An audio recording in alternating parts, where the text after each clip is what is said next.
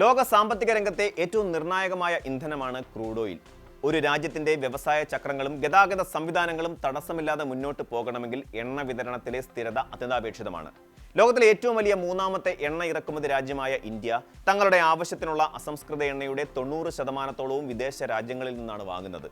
എന്നാൽ ഇറാനും അമേരിക്കയും തമ്മിലുള്ള രാഷ്ട്രീയ സൈനിക സംഘർഷങ്ങൾ രൂക്ഷമാവുകയും ലോക എണ്ണ വ്യാപാരത്തിന്റെ ജീവനാഡിയായ ഹോർമൂസ് കടലിടുക്ക് അടയ്ക്കപ്പെടുകയും ചെയ്തതോടെ ഇന്ത്യ അഭിമുഖീകരിച്ചത് ദശാബ്ദങ്ങളിലെ ഏറ്റവും വലിയ ഊർജ്ജ പ്രതിസന്ധികളിൽ ഒന്നിനെയാണ്.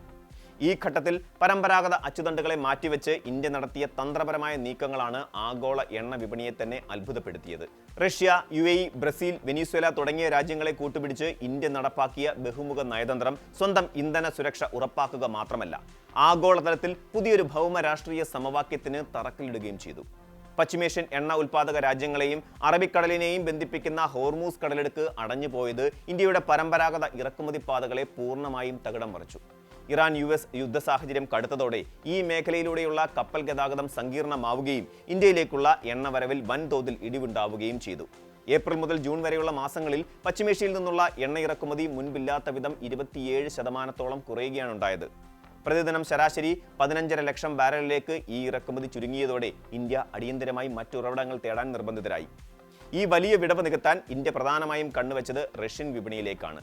കരിങ്കടൽ മേഖലയിലെ സുരക്ഷാ ഭീഷണികളും യാത്രാ സങ്കീർണതകളും നിലനിൽക്കെ തന്നെ ഇന്ത്യ പ്രതിദിനം ശരാശരി 22.5 ലക്ഷത്തിലധികം ബാരൽ എണ്ണ റഷ്യയിൽ നിന്നും മറ്റിതര രാജ്യങ്ങളിൽ നിന്നും എത്തിച്ച് ആഭ്യന്തര വിപണിയെ പ്രതിസന്ധിയിലാകാതെ സംരക്ഷിച്ചു. അമേരിക്കയുടെ ഉപരോധ ഭീഷണികളും ഉയർന്ന തീരുവ ചുമത്തുമെന്ന മുന്നറിയിപ്പുകളും വകവയ്ക്കാതെയാണ് ഇന്ത്യൻ റിഫൈനറികൾ റഷ്യയിൽ നിന്നുള്ള ഇറക്കുമതി വൻതോതിൽ വർദ്ധിപ്പിച്ചത്. ജൂൺ മാസത്തിൽ മാത്രം പ്രതിദിനം 26 ലക്ഷത്തിലധികം ബാരൽ റഷ്യൻ എണ്ണയാണ് ഇന്ത്യയിലേക്ക് ഒഴുകിയെത്തിയത്. ഇത് എക്കാലത്തെയും ഉയർന്ന റെക്കോർഡാണ്. മുൻ മാസത്തേക്കാൾ 37% വർധനമാണ് ഈ ഒരൊറ്റ മാസത്തിൽ രേഖപ്പെടുത്തിയത്. ഇന്ത്യ ജൂണിൽ വാങ്ങിയ മൊത്തം എണ്ണയുടെ പകുതിയോളം റഷ്യയിൽ നിന്നായിരുന്നു എന്നത് പാശ്ചാത്യ രാജ്യങ്ങളുടെ സാമ്പത്തിക ഉപരോധങ്ങളെ ഇന്ത്യ എത്രത്തോളം പ്രായോഗികമായി മറികടന്നു എന്നതിന്റെ തെളിവാണ്. സ്വന്തം രാജ്യത്തെ ഉപഭോക്താക്കൾക്ക് ന്യായമായ വിലയിൽ ഇന്ധനം ലഭ്യമാക്കുക എന്ന ദേശീയ താൽപര്യത്തിനായിരുന്നു ഇന്ത്യ മുൻഗണന നൽകിയത്.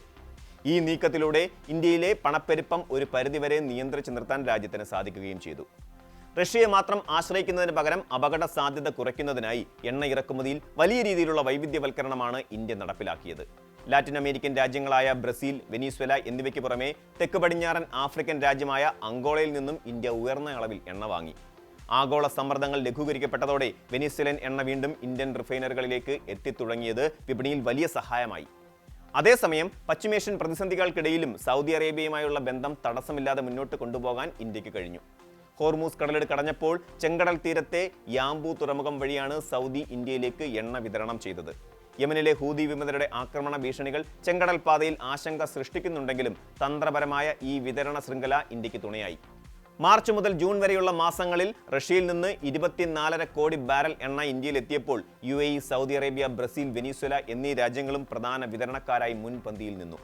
ഇന്ത്യ റഷ്യയെ ഒരു ഊർജ്ജ പ്രതിസന്ധിയിൽ നിന്ന് രക്ഷിക്കുകയായിരുന്നോ അതോ റഷ്യ ഇന്ത്യയെ രക്ഷിക്കുകയായിരുന്നോ എന്ന ചോദ്യത്തിന് 2 വശങ്ങളുണ്ട് എന്നതാണ് യാഥാർത്ഥ്യം. പാശ്ചാത്യ ഉപരോധങ്ങൾ കാരണം റഷ്യൻ എണ്ണ കമ്പനികൾ ആഗോള വിപണിയിൽ ഒറ്റപ്പെട്ടപ്പോൾ ആ എണ്ണ വൻതോതിൽ വാങ്ങാൻ തയ്യാറായ ഇന്ത്യ റഷ്യൻ സാമ്പത്തിക വ്യവസ്ഥയ്ക്ക് വലിയൊരു ജീവന ദക്ഷിണയാണ് നൽകിയത്. യുക്രൈൻ യുദ്ധ പശ്ചാത്തലത്തിൽ യൂറോപ്യൻ രാജ്യങ്ങൾ റഷ്യൻ എണ്ണ ബഹിഷ്കരിച്ചപ്പോൾ ഇന്ത്യ എന്ന വൻകിട ഉപഭോക്താവിന്റെ സാന്നിധ്യം മോസ്കോയ്ക്ക് ആശ്വാസമായി.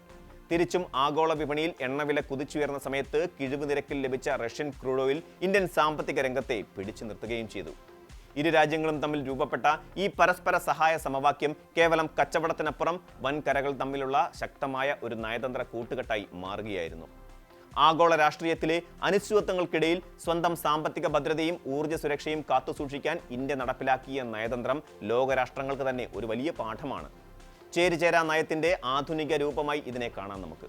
ഒരു വശത്ത് പാശ്ചാത്യ രാജ്യങ്ങളുമായുള്ള ബന്ധം നിലനിൽക്കുമ്പോൾ തന്നെ ദേശീയ താൽപര്യങ്ങൾ മുൻനിർത്തി ഉപരോധങ്ങളെയും ഭീഷണികളെയും മറികടന്ന് തീരുമാനങ്ങളെടുക്കാൻ ഇന്ത്യ കാണിച്ച ആർജവം ശ്രദ്ധേയമാണ്.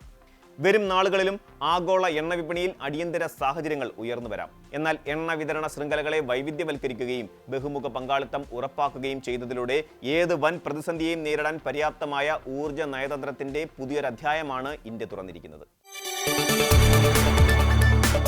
കൂടുതൽ വാർത്തകൾക്ക് News 18 കേരളം യൂട്യൂബ് ചാനൽ സബ്സ്ക്രൈബ് ചെയ്യുക.